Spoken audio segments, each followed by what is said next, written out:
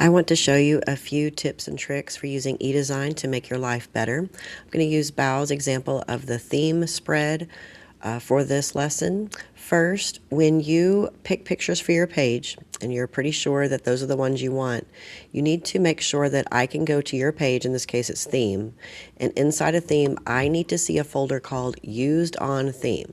And as you can see, all of the pictures that Bao picked out for this page are in that folder. When we go to contest, I send them a JPEG of this page, and I have to send them every JPEG that's in the folder. So please don't not put that used on page, because I'm not going to go through and hunt down all your pictures. So what I would do is, as you're building a page, create a folder called maybe used on page, copy things into it. Once you decide what goes in that page, you can delete from them because they're copies, leaving you with just the pictures used on your page. You have to do that when your page is finished, and that when you submit it, we have to have all photos used on the page in that folder. First, we're going to go with how to do photo buys. A quick trick, if you don't remember who took a picture and you're trying to do a photo buy, is to click on the picture, make sure it highlights it and boxes around it, right-click, find my image. It'll pull it up here on the right-hand side. There are two symbols. We'll get to the pencil one later. Just do the one that looks like a sideways two arrows.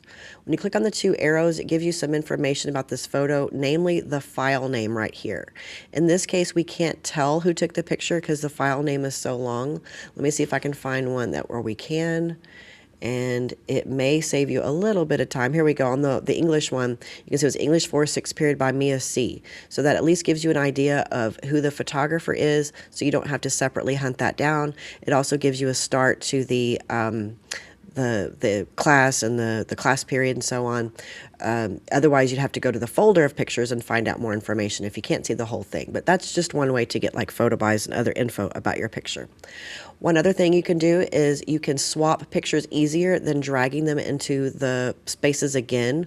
One way is to click on a picture, make sure it's highlighted, hold down your Shift key, click on the other picture. Once they're both selected, go to Object, Swap Images. Now you would have to like crop them if you needed to, but it's a faster way than trying to go find it again, put it in there, and then swap them out. So once they're on a page, you can swap them out as many times as you want to. Let's talk about name spelling. Thanks to that new Texas law, everyone has to go by their legal name. That does not include middle names or any nicknames or any version of their name. So Catherine has to go by Catherine. She can't go by Kate. Emily Sue Jones has to go by Emily Jones, not Emily Sue. If there's a blue line underneath anybody's name, we'll need to take care of that in some way or another. Now, everyone here on Bao's captions, everyone's names is spelled right.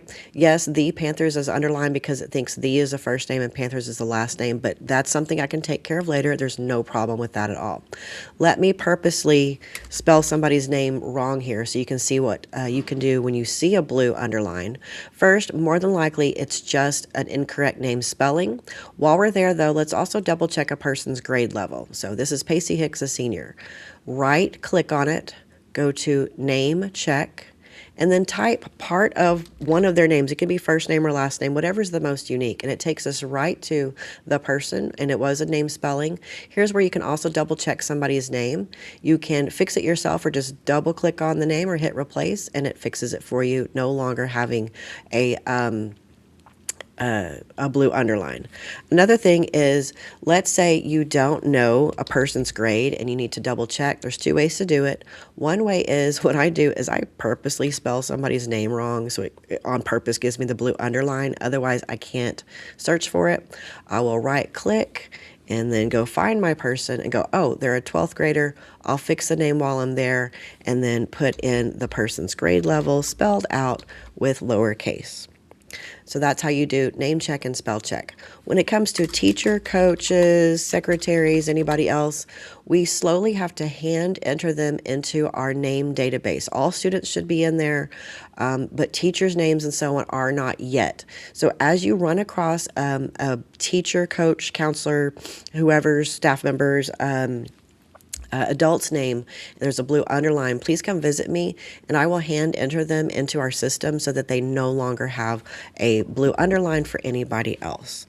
One last thing I want to show you is if you think you know a person's name, but you just want to double check what their picture looks like in the yearbook, like in the portrait chapter, yes, you could scroll to that person's chapter, but sometimes it's hard to tell who's on what page. A fast way is go to Home, then go to Library, Portraits, type in that person's last name. You can also search by a grade level. You can search by first name. You can even search by partial names. So if you only knew like, Pace or something for that girl that we've been using as an example, or if you think it starts with a J and you know they're in the 10th grade, there's ways to like filter all this stuff up here. It takes you to their picture. If you hover your mouse over it, it'll show you their name.